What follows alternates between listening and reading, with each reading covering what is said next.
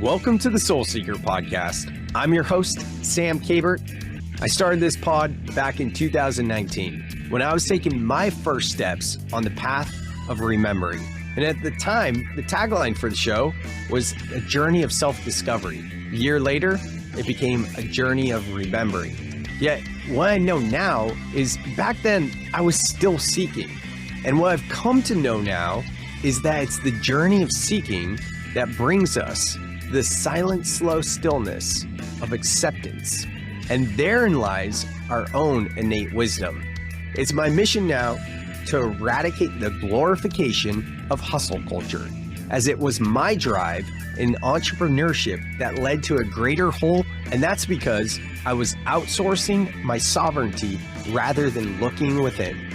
So let this be your invitation to take a deep breath in and remember that at any time we can shift our thoughts and our feelings to create the outer world in which we wish to live. Soul Seekers, it's time to grow. Let's go.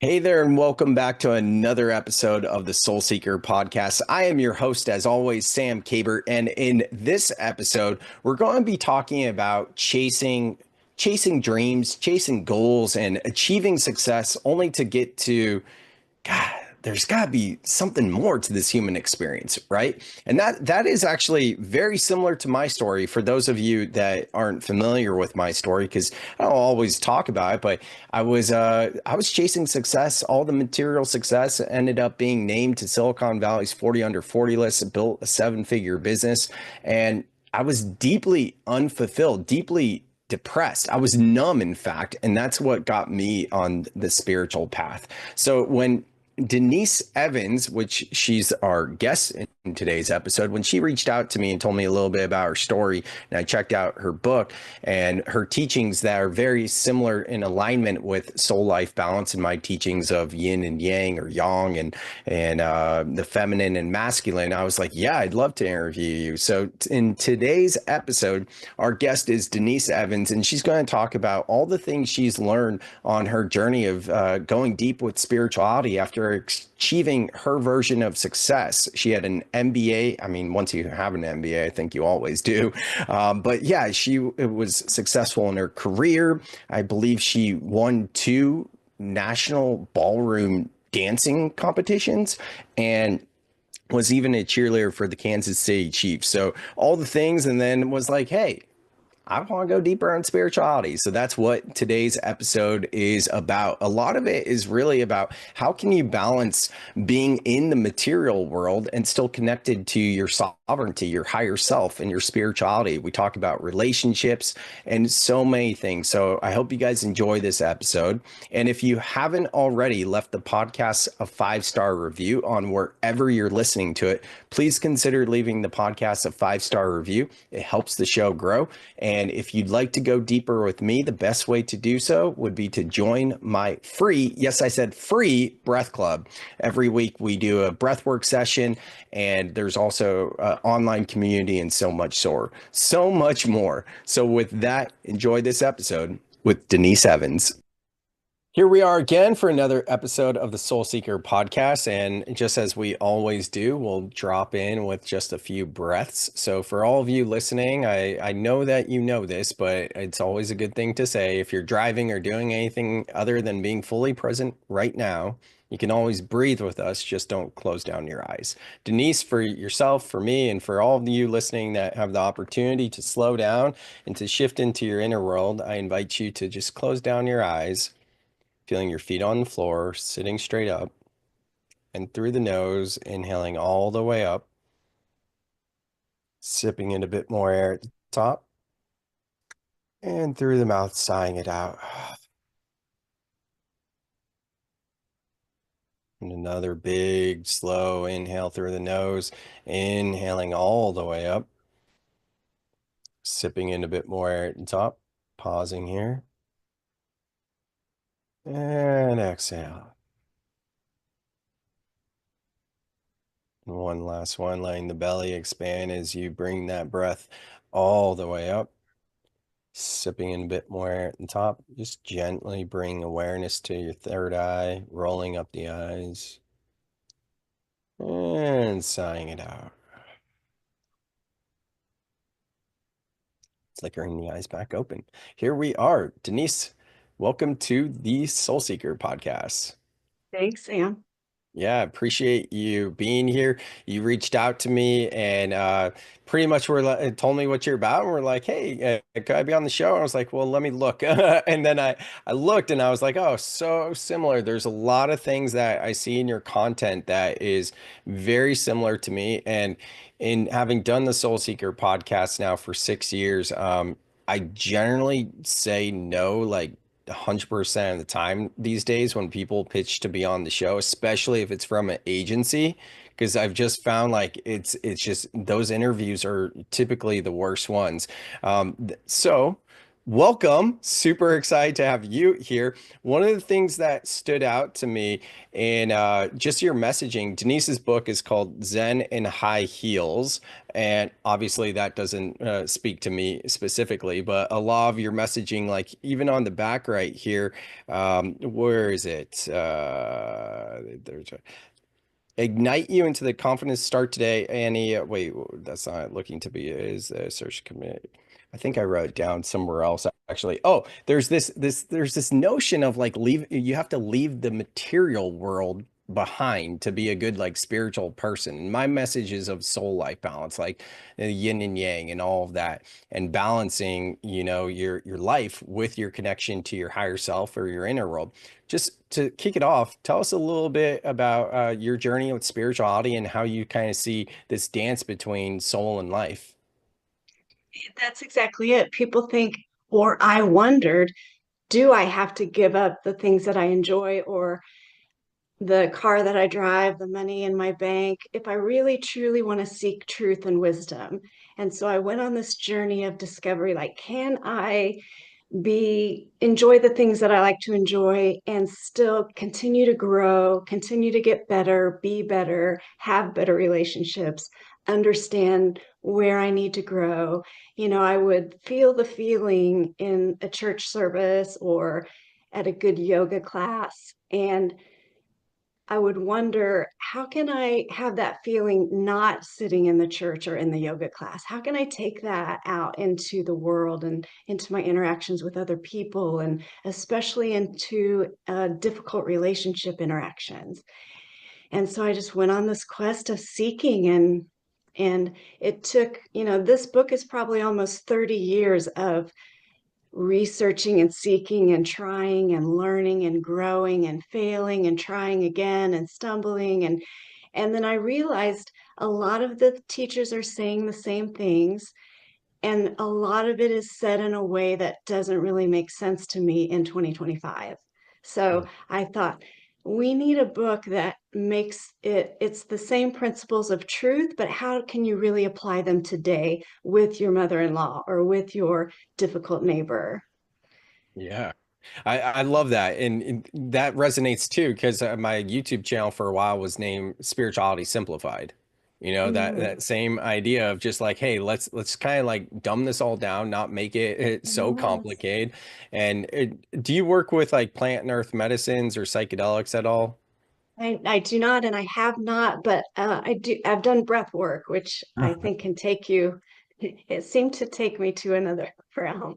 I've done Oh, that 100%. Yeah, I've no, done yeah. two breathwork journeys that were very healing. And I've done a lot of other energy, neuro-emotional therapy technique was a big one that helped me. There's a guy on the East Coast that does that. And I've done kind of all the energy kinds of work that you can do.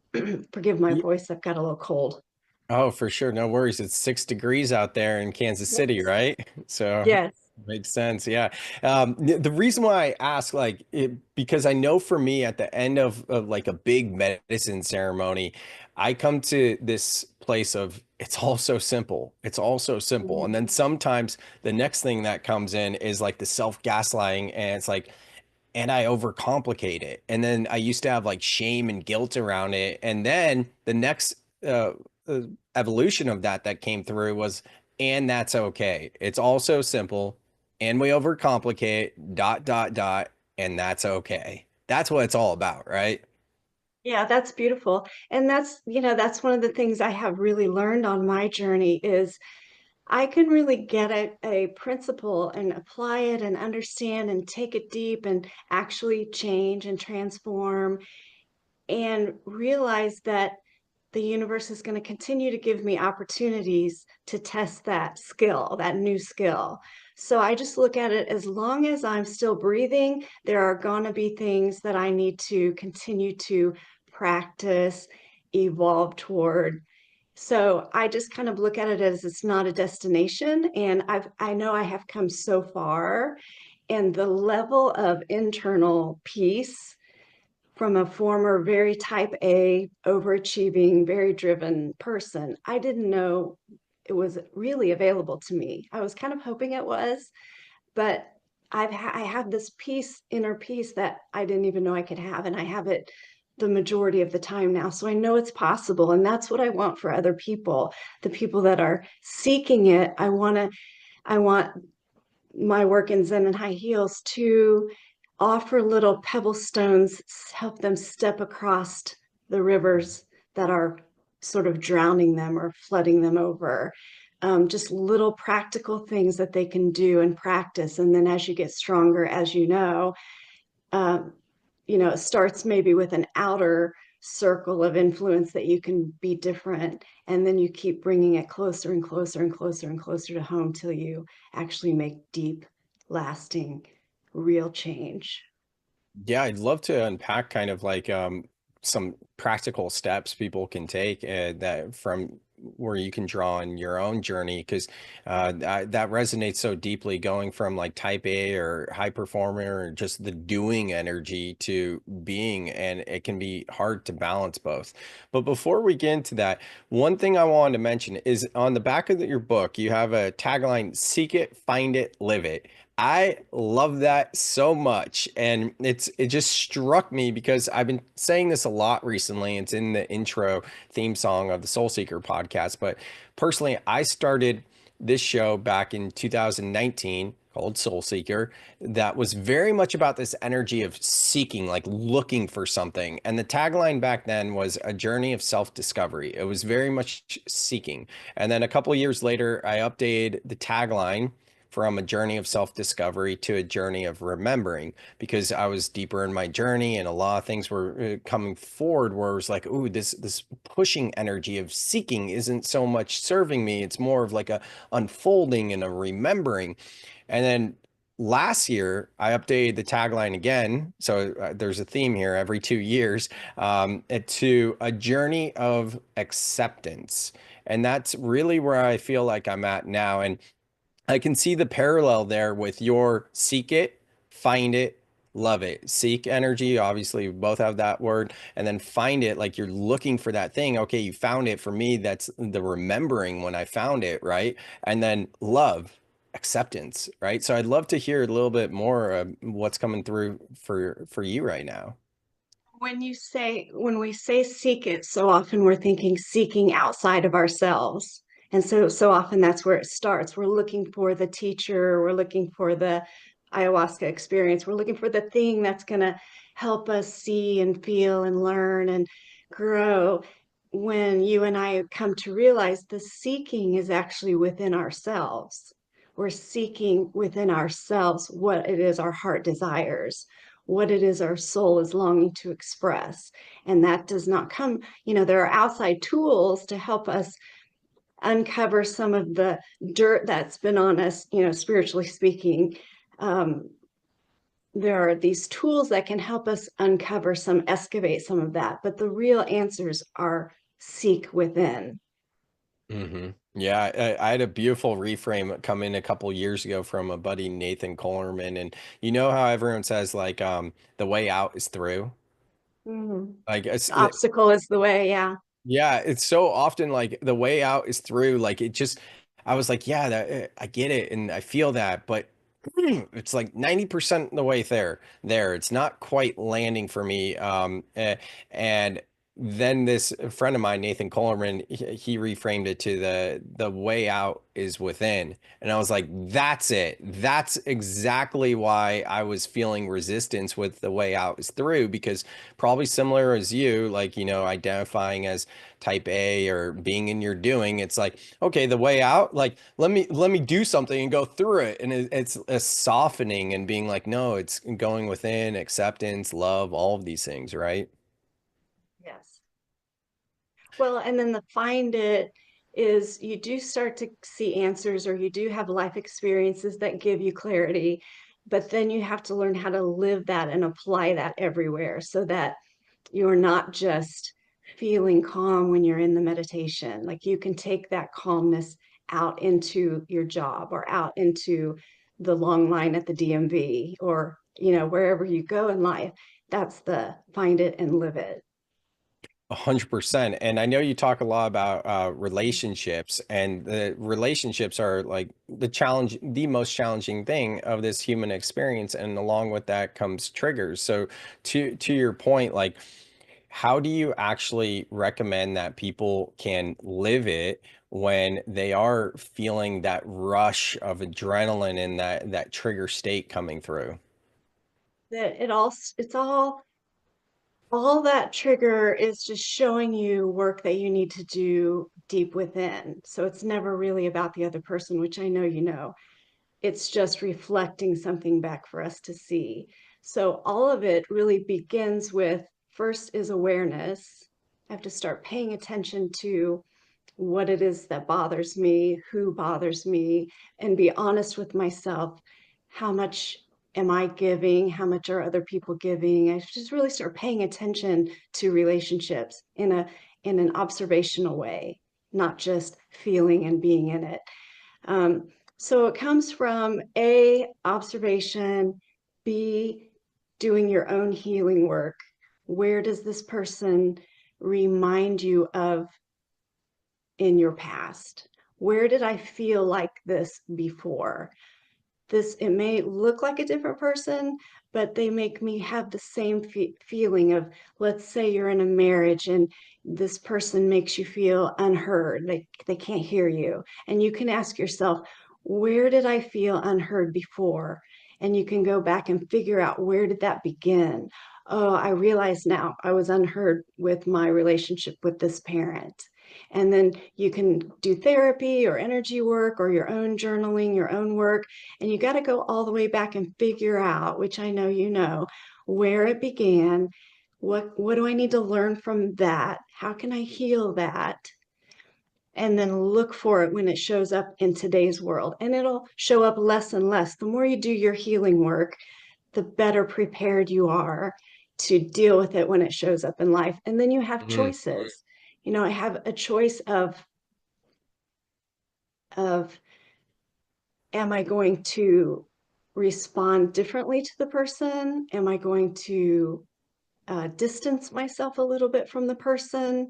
Do I need to just remove that person from my life? So you start to realize that although they're the one triggering you, you have the authority now in your life. And then you don't have that circle in your mind. They shouldn't have done this. Why'd they say that? You just switch the attention back to yourself. What do I need to know? When did I feel like this before? Is this healthy? Do I need to change my energy and dynamic in it? And will that change the relationship? Or is it a product of where I came from and I'm going to outgrow it and I'm going to choose to distance myself or remove myself? I love that. Yeah, that's exactly how I feel about it too. And I call it mirror work. I know like a lot of people think of mirror work like, looking in a physical mirror. In fact, this is a funny story, but I bought a book from Louise Hayes, I believe, entitled Mirror Work without even reading what it was about. And then I got it, and it was all about like looking yourself in the mirror and saying affirmations and things like that. I was like, damn it, that should have read the description.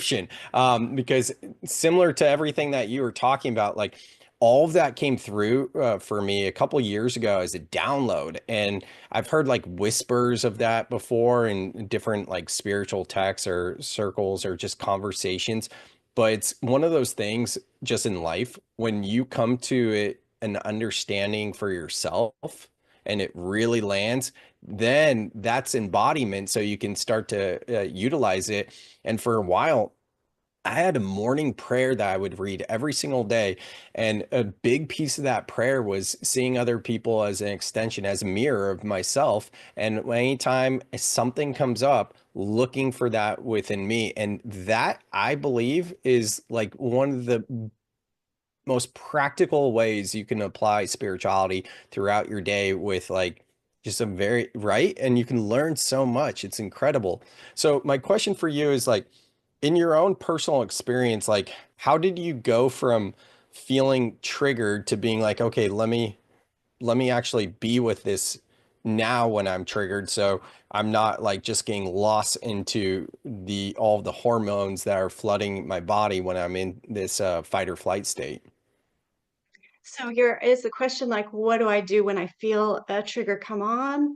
Or, Yeah, I'm what do you do curious. now? Yeah. Yeah. Well, I'll give you a very specific example. When my book came out, and you probably know this from experience, but you know, they always say, you know, who's there really there for you when you're down and out and see who comes around. But it's also true when good things happen. And when my book came out, there were a couple of people on my inner circle that were relatively silent. And it really surprised me and kind of took me back. Like, I remember thinking, I'm having all these other people congratulate me or ordering multiple copies for their friends or this or that. And then there was a few people I considered in my inner circle that were really relatively quiet. I mean, I know they bought the book, but um, and that is from my work, I understand that's a soft spot in my heart. One of my main soft spot is people like not being there when they say they will or when I thought they would. That's my like soft spot or trigger, if you want to call it that. So when that happened, I felt myself starting to be in my mind about, you know, what should I do? What do I think? Are they gonna, should I say something? Are they really friends? Sort of spiraling in that thing. And then Mhm. I remembered, wait, what would I tell a client? Let's think back, when have you felt this way before? Oh yeah, yeah. Okay. This is my soft spot. Oh, this is like showing me in the mirror a soft spot. So I realize the truth, which is sometimes you have to remind yourself that you have zero control over other people's behavior.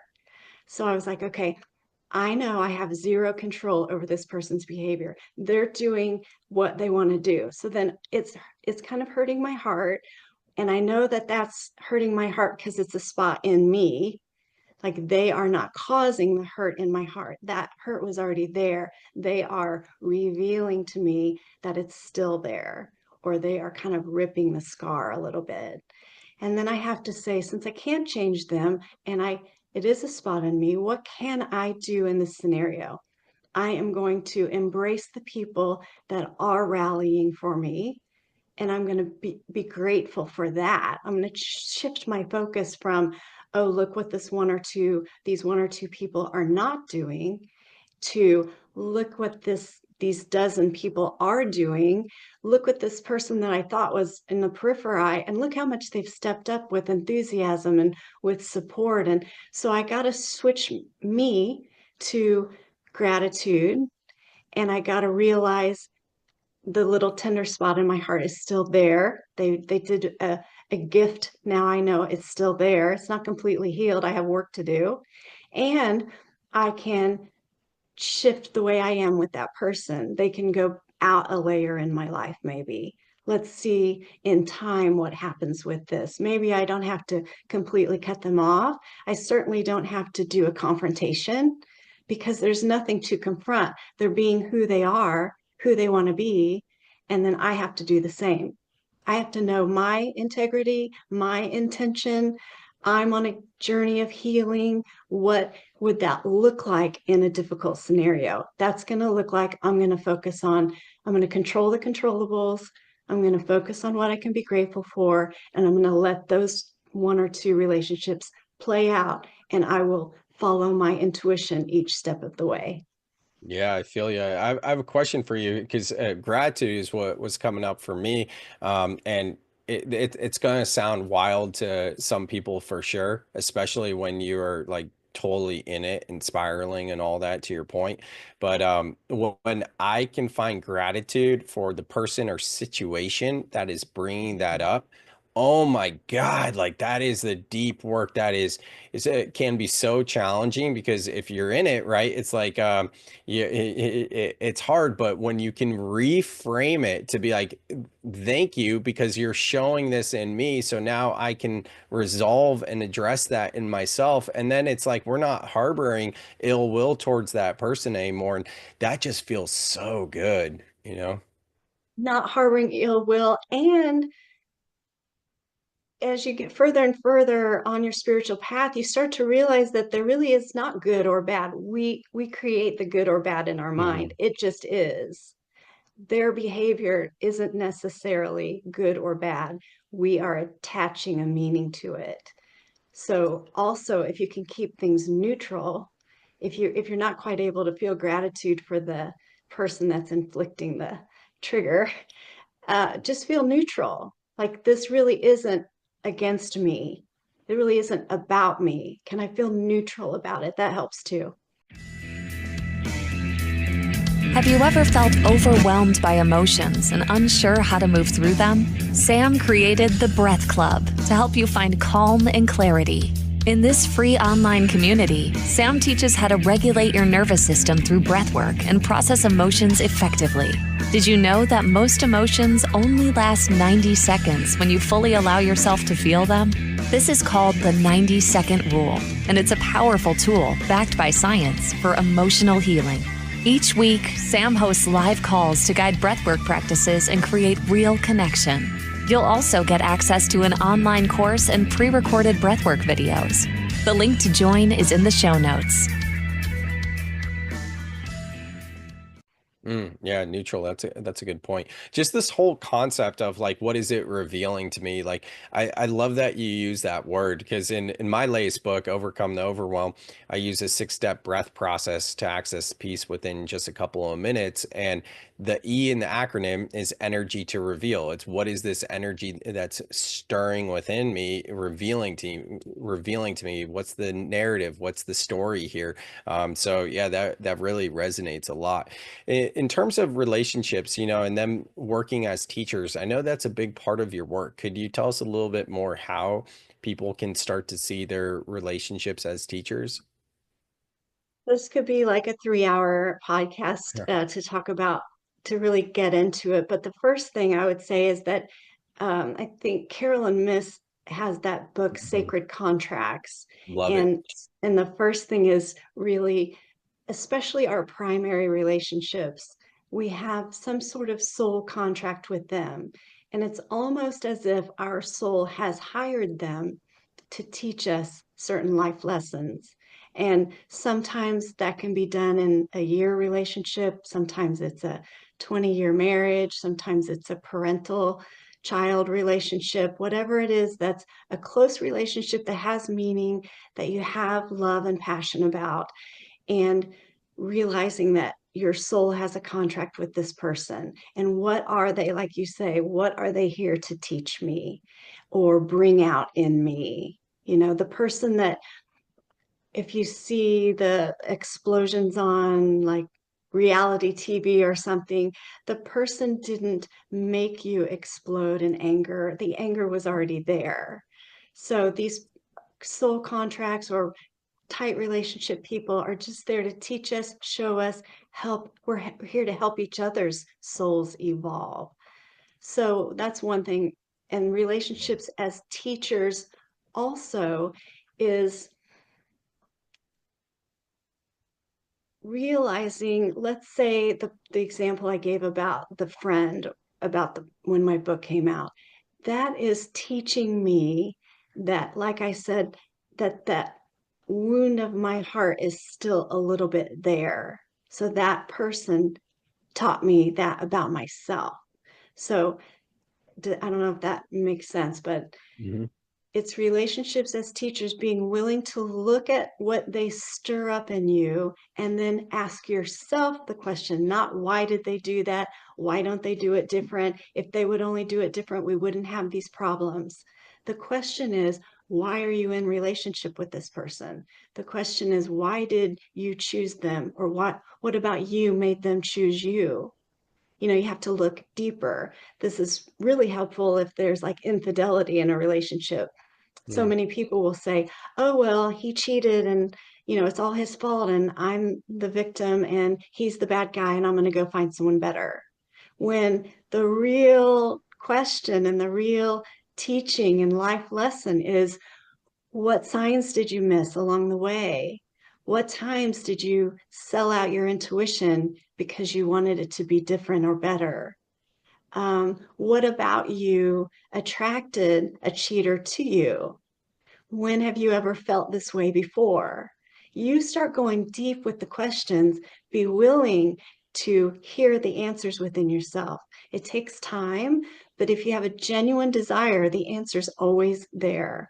And sometimes it's not what we want to hear or think, but that if you're going true and real and deep, that will heal and that will open your eyes up so those kind of relationships don't happen.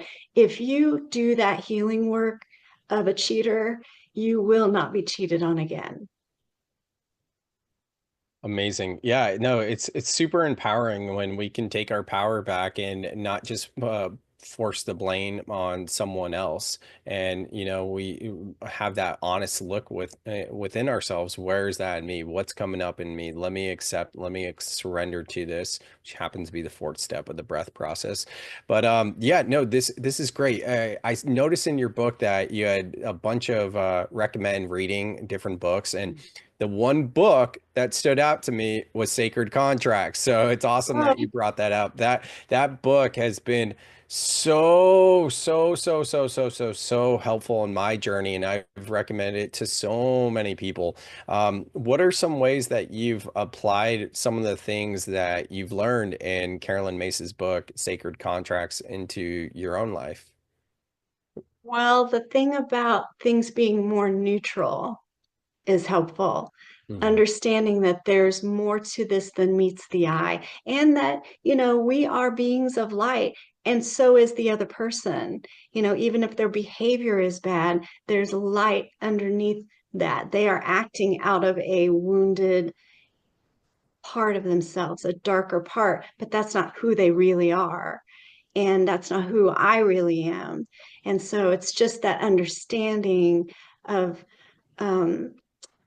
it's just neutral. It just is what it is. And we have to see what is in there, look for what is in each relationship challenge for us, and realize, like you said, it's taking back your power, because then you have the opportunity to do something different. If I show up different in that, there's a relationship cycle with, let's just say, a not a spouse or parent, but a different relative or coworker that we work close with. And it's a circle and cycle, and you anticipate what they're going to do. And you in your mind, you're driving to work, and I know they're going to act like that again or say that again. If you can realize that you have the power to change you have the power to make a different choice for you, and you show up different with the possibility that they're going to be different. I'm not going to drive to work thinking I know what they're going to do. I'm going to say, I'm going to be different about this. I'm going to be more interested and open to their perspective. And I'm going to see if that shifts the dynamic at all.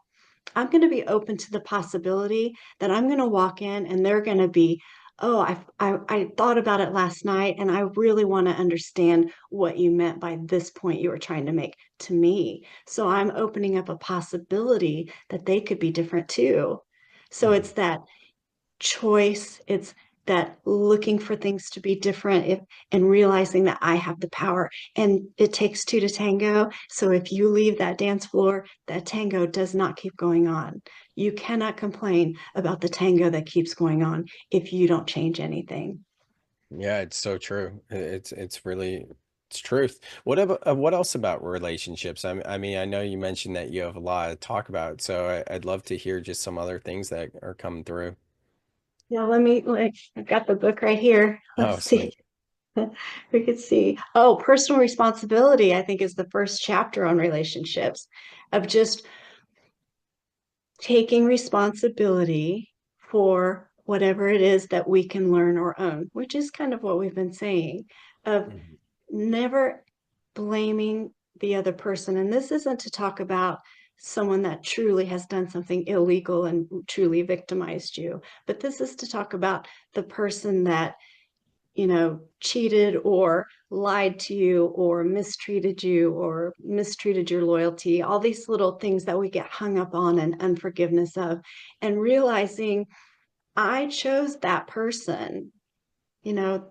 So taking personal responsibility gives you all the power that things could change. And it's something, if you were to listen to, I don't know, 80% of people complaining about relationships, it is them complaining about the other person's behavior, which is a It's total true. waste of time. We're not going to get anywhere. There's no personal growth or evolution in that dynamic of me thinking someone else did something. I just have to take responsibility for how I might have contributed, put up with, attracted it, stayed. Got to find my part. I got to look in that mirror, like you say, and see the reflection. What is it reflecting back to me? Curious, are you into Dolores Cannon's work? No, I don't Yeah. know who, I don't think I know who that is. She wrote Three Waves of Volunteers in the New Earth in like 16 or 17 total books. It's all about like hypnosis kind of and QHHT and like and tapping into lives on other planets, if you will. But Oh, I can hear her voice when you're speaking because I watched the same YouTube video, like it's 2.5 hours long. I probably watched the same one. I'm going to exaggerate and say 10 times, but over 5 times, for sure. And I can hear her voice just being like, let it go, let it go. There's this certain part where she's kind of touching on what we're speaking about right now. And she's just like, you gotta let it go. And she gives you like a exact formula of like kind of how to let it go. I remember screen recording that and I went to a sound healing which was with gongs, like big gongs, and then he also had some crystal bowls as well. And the yoga studio had hammocks.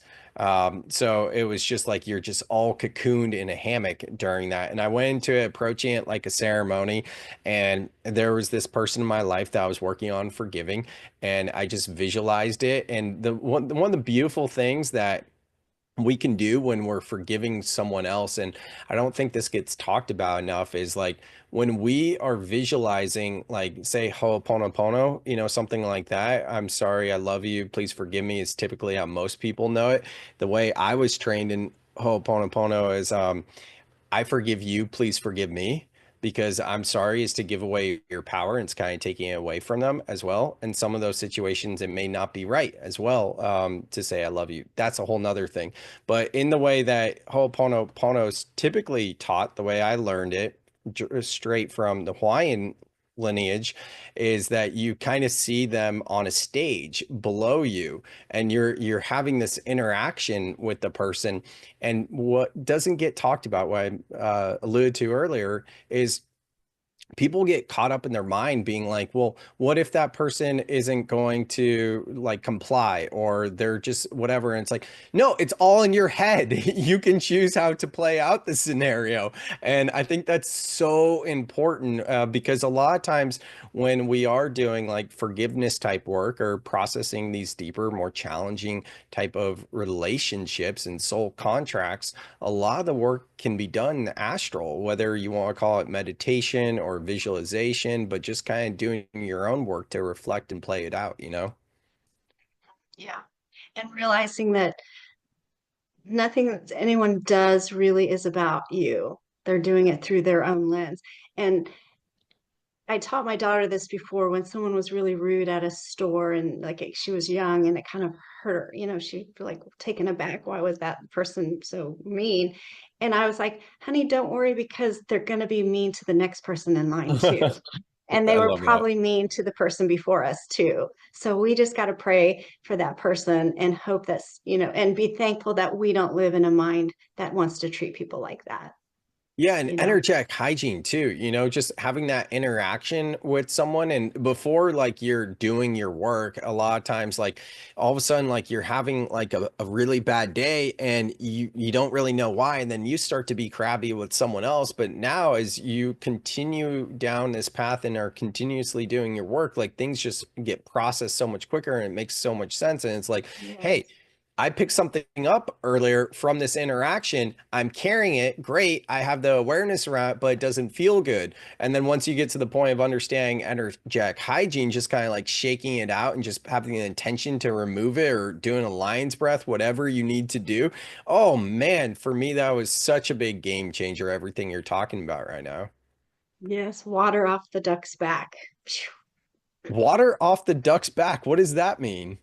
I'm not Well, sure I I heard mean, that one. well, you know how it just like would go on, like it just goes off them. So the person that's putting something energetically or words that you don't want, you just, phew. Yeah, that's good. I dig that. Yeah, that's awesome. If you're looking for a powerful and transformative experience for your next event, consider bringing in Sam Kabert as a keynote speaker. Sam's message of soul life balance and his expertise in mental health and mindfulness resonate deeply with audiences. He not only inspires with his story, but also offers practical tools like breathwork to help attendees regulate their emotions and reconnect with themselves. You can even have Sam lead a guided breathwork journey, creating a truly unforgettable experience. To learn more or book Sam for your event, check out the link in the show notes to book a call with Sam now. You talk about in your book as well, like the words we speak, and we're like casting spells with our words. Like, are there some things that you could share about that? Well, that is part of what we were saying about if you were to overhear two people talking, complaining, I should say, about their relationship, right? They're putting words and not really allowing the possibility of things to be different. And that, it goes with kind of the law of attraction of what am I saying? What does my body hear me saying? I'm big on not complaining about physical things on my body because I don't want the cells of my body to Mm. think, oh no, like we're doing something wrong. Expand So, on that one, if you will. Sorry to jump in there, but I think that's a big one for people to hear. yeah. Um, Well, especially for women. I mean, I don't know how it is when you're with the guys, but women are constantly not even aware of how much we're complaining about our bodies. Like, oh my God, I don't even know what. Like, so I've been out of it so long that I can't think of a negative thing. But the But cellular, like the mental talk that goes on, how your body receives it, that piece of it. it is like quantum physics. I mean, Deepak Chopra has some work on this, and I think the biology of belief might have some science on this of how our cells and our organ systems and it's all connected and the words that we speak and the thoughts that we think. If you were constantly to think a complaining thought about and I can't think of an example, but We well, all have it.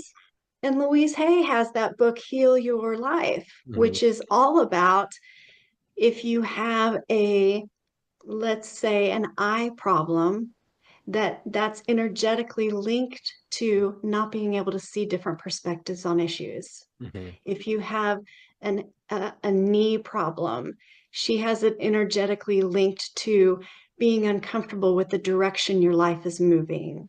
Mhm. If you have a hip problem, that's linked to the inability to feel joy in your life. Or, low back, I think, is feeling a lack of support from other people. gives you low back problems eventually, And financial, energetically. speaking from experience, and financial insecurity in general, I had some Yes. lower back. The more you do your work, you're able to start to release all of this stuff, which is incredible. And your book, Zen and High Heels, is such a great resource. Like, guys, this is so well done. I love the script font you have in it, and I love like just all the different topics you have here and the way it's laid out. It's so reader friendly. So I really encourage people to check it out. It's called Zen High Heels. You can find in the show notes.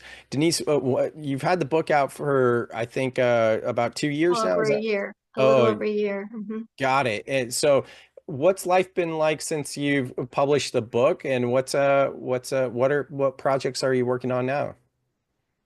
Well, it's exciting, and it's such a from someone who was used to being good at things externally, the type A, I have an MBA, I'm like the overachiever, like outwardly successful, to pull it in and say, this is really a project of my soul, and to say, this is really work that I feel is meaningful and valuable no matter.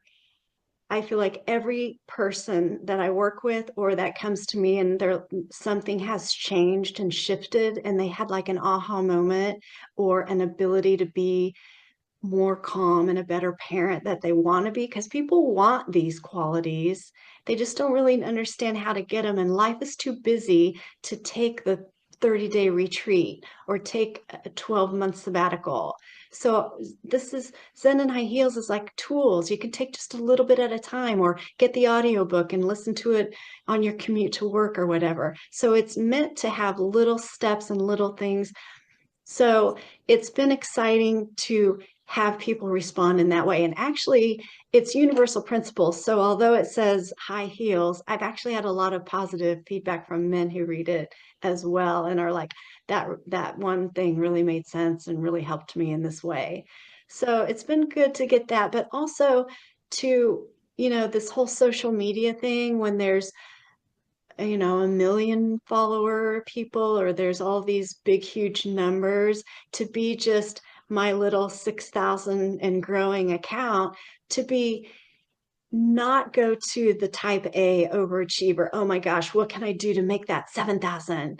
I'm just Yeah. grateful for the six. I'd rather have 6,000, I'd rather have 600 people who resonate with the work. You know what I mean? So it's Hmm. been a fun filling up my soul more than my head. And I've Wow. enjoyed this new journey for me. And then I've written a TED Talk, so I'm looking forward Oh, to nice. doing that on a stage in 2025 somewhere and just continuing the work and helping people realize they have a choice and that it's every single day. It doesn't have to be deep and heavy childhood trauma, wounding, all these things right now. Today, you can choose one thing different and better. And if you close your eyes for 2 minutes and ask your body what it needs, it's going to tell you.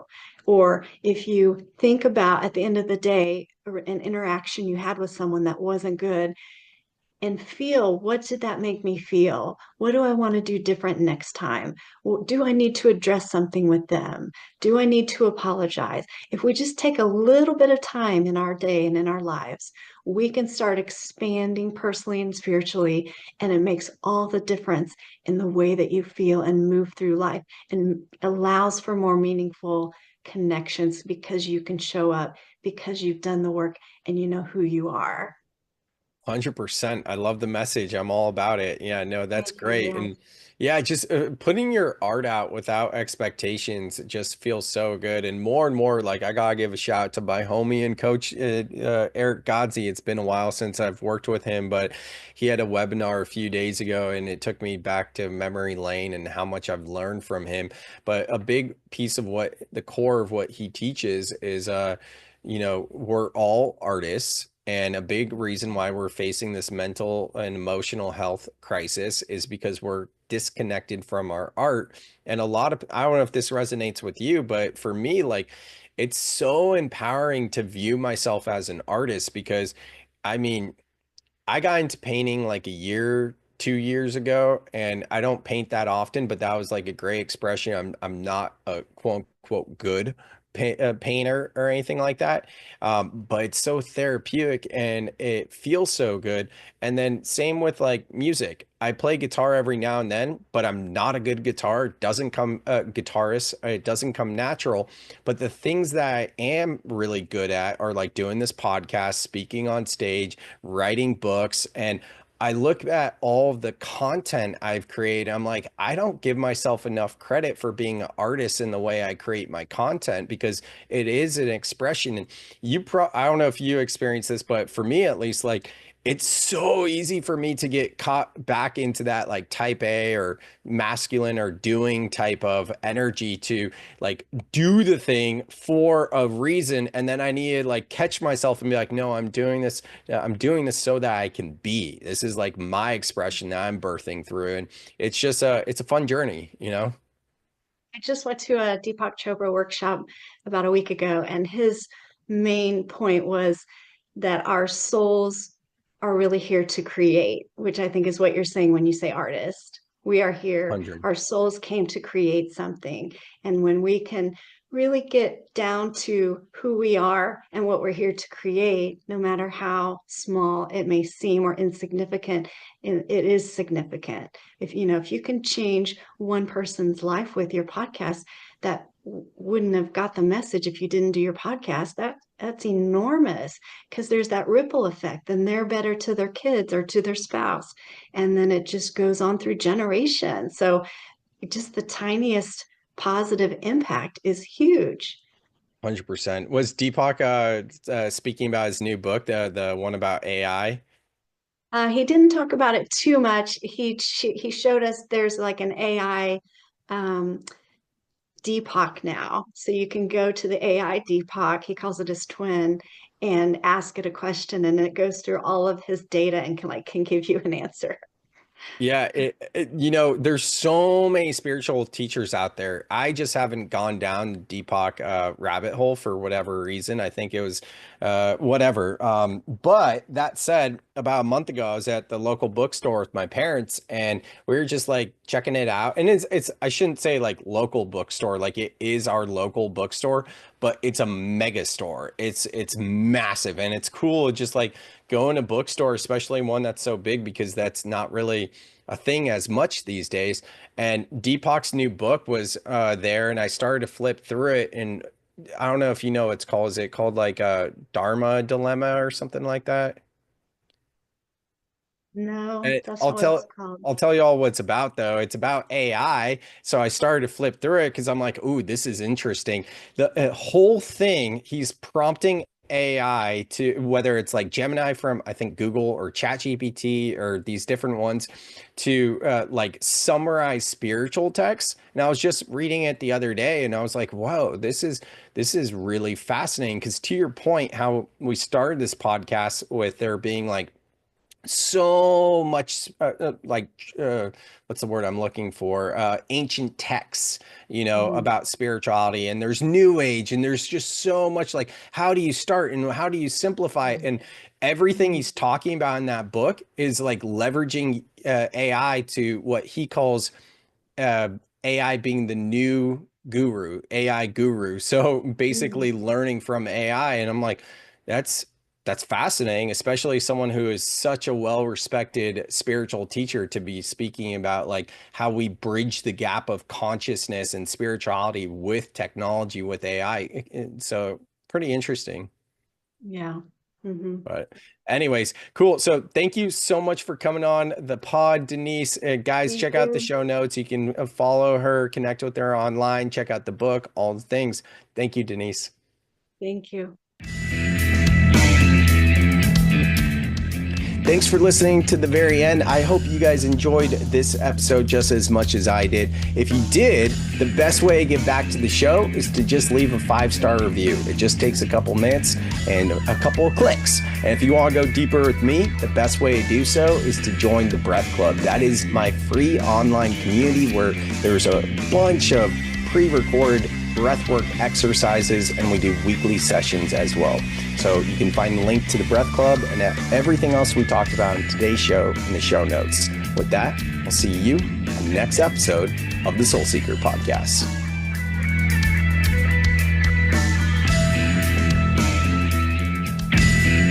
Thank you so much for listening to the very end. I hope you dug this podcast just as much as I enjoyed it. If you got anything at all, please, if you could just do me a favor and leave a 5-star review wherever you listen to this podcast, it helps the show grow. So thank you for considering to leave a review. If you want to go deeper with Soltara or Elan, you can find the links to connect with them in the show notes. And if you want to work with me, the best way to work with me, the easiest way to work with me is the free way, and that's by joining the Breath Club. The link to the Breath Club is in the show notes. And also know that I'm available for one-on-one support, that is coaching and guidance, as well as keynotes and breathwork journeys for conferences and events. Thank you so much, and I will see you on the next episode of The Soul Seeker.